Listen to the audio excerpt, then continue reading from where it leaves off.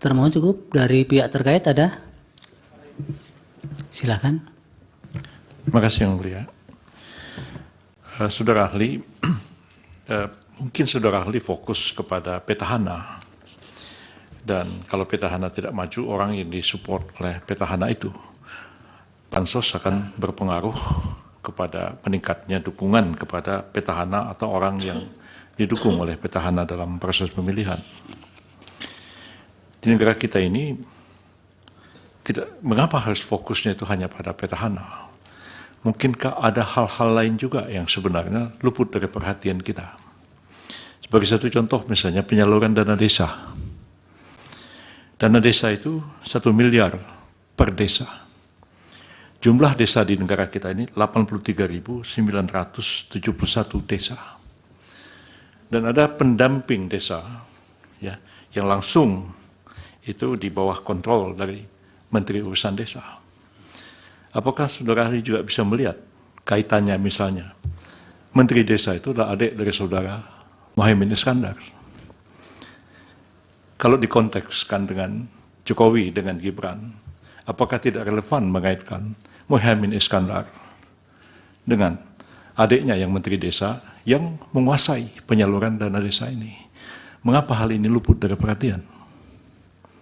Terima kasih. Masih ada? Yang kedua. Nah,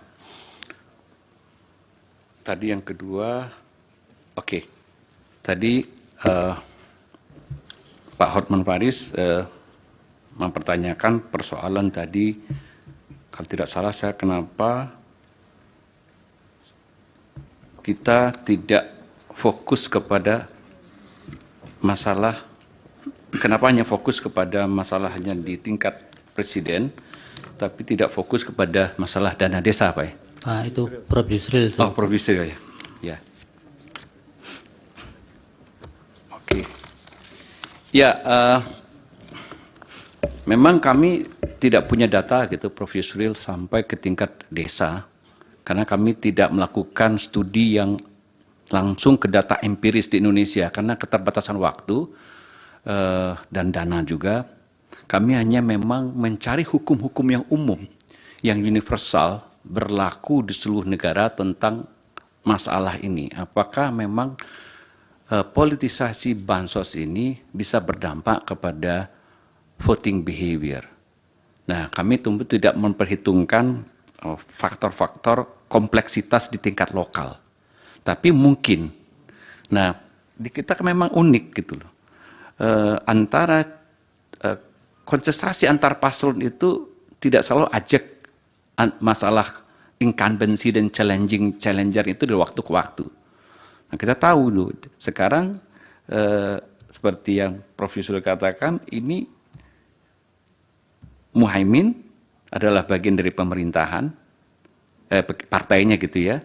Adiknya Menteri Desa, tapi dia berada dalam kubu untuk pilpres yang berseberangan. Nah, itu juga mungkin berlaku untuk yang lain. Gitu. Ada kepala daerah juga tidak ekuivalen dengan pasangan paslon 1, 2, 3. Nah, memang kalau kita mau studinya detail betul, kita harus mengkonsider data-data ke tingkat yang lebih lokal itu. Tapi saya tidak punya data itu. Saya hanya punya data yang universal, menggambarkan fenomena ini. Nah, mungkin saya masuk ke Pak